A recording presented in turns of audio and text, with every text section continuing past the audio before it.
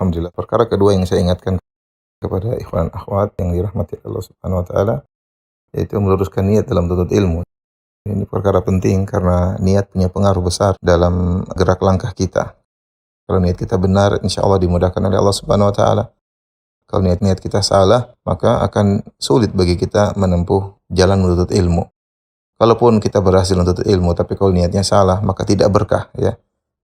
Oleh karenanya Ibnu Qayyim rahimahullah mengatakan, siapa menuntut ilmu, ternyata ilmunya tidak menambah ketakwaannya, ilmunya tidak membuat dia semakin semangat beramal saleh, berarti niatnya terkontaminasi, ada masalah dengan niatnya.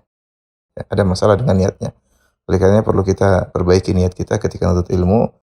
Yang pertama adalah kita ikhlas karena Allah Subhanahu wa taala. Ya, kita menuntut ilmu bukan untuk bangga-banggaan. Niat kita perbaiki, kita menuntut ilmu karena Allah Subhanahu wa taala, bukan untuk meraih pujian atau sanjungan atau pengakuan dari yang lainnya. Yang kedua di antara yang perlu kita perhatikan tentang masalah niat, yaitu kita niatkan menuntut ilmu untuk diamalkan. Ini sangat penting, ya, karena sebagian orang menuntut ilmu hanya untuk menambah wawasan, pengetahuan, ingin tahu, nambah wawasan, ya, apalagi dalam rangka untuk bisa berdiskusi, berdebat, ya, agar orang mengakui dia punya ilmu, ya, dan yang lainnya. Ini niat-niat yang salah. Menuntut ilmu adalah untuk diamalkan. Ya, bahkan sebagian ulama, ya, menyatakan bahwasanya ilmu itu baru dikatakan berfaedah jika membuahkan hasil. Hasilnya adalah amalan, ya. Maka dikatakan, buat apa ada pohon tanpa buah? Pohon itu ditunggu buahnya. Maka sama dengan ilmu. Ilmu itu yang dibutuhkan adalah pengamalannya.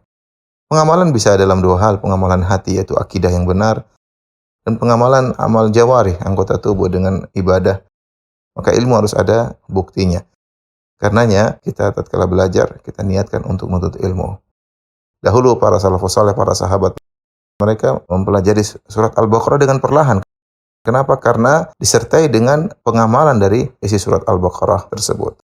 Oleh karena kalau ada seorang sudah selesai surat Al-Baqarah, berarti dia sudah banyak amalannya.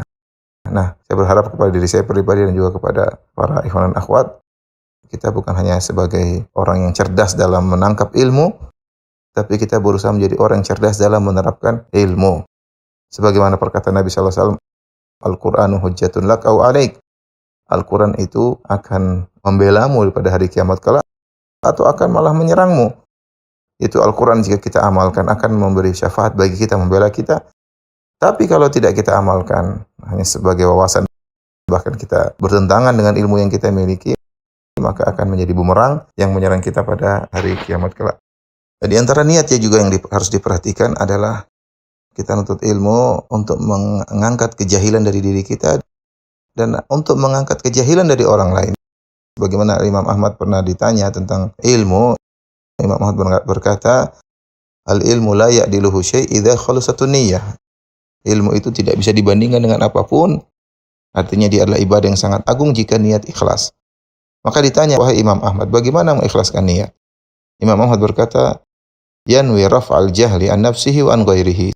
Seorang menuntut ilmu dengan niat untuk mengangkat kejahilan dari dirinya. Karena itu kita ini penuh dengan kejahilan. Dan kita asalnya dilahirkan dengan kejahilan. Maka kejahilan kita angkat sedikit demi sedikit. Dan juga meniatkan untuk mengangkat kejahilan dari orang lain. Ya. Nah, ini tentunya sangat penting bagi para da'i. Mereka menuntut ilmu dalam rangka berniat mengangkat kejahilan dari masyarakat. Tapi kalau seperti antum dan antuna, yang paling tidak berniat, kalau saya punya ilmu, saya akan juga mengajarkan kepada orang terdekat saya. Kepada istri, kepada suami, kepada anak-anak. Yang paling tidak, yang paling utama adalah mengangkat kejahilan dari diri kita dan mengangkat kejahilan dari orang-orang terdekat kita. Jadi bukan untuk menjadikan diri kita tinggi, ya, menjadi kita pusat perhatian. Sebagaimana Nabi mengingatkan bahwasanya orang menuntut ilmu, liyasrifa bihi wujuhan nas, agar orang-orang memperhatikan dia, orang-orang melirik dia supaya jadi pusat perhatian, orang-orang mengakui ini. Itu adalah niat-niat yang buruk. Tapi kita menuntut ilmu agar kejahilan kita, kebodohan kita berkurang sedikit demi sedikit. Dan juga kalau bisa kita beri manfaat kepada orang-orang sekitar kita. Jadi semoga ikhwan dan akhwat terus semangat menuntut ilmu. Lihatlah bagaimana Nabi Musa alaihissalam ingin menuntut ilmu. Dia rela berjalan meskipun berkilo-kilo, puluhan kilo, bahkan bertahun-tahun, yang penting dia bisa bertemu dengan Nabi Khadir untuk menuntut ilmu darinya ya. Demikian, semoga ikhwan dan akhwat selalu diberkahi oleh Allah Subhanahu wa taala. Assalamualaikum warahmatullahi wabarakatuh.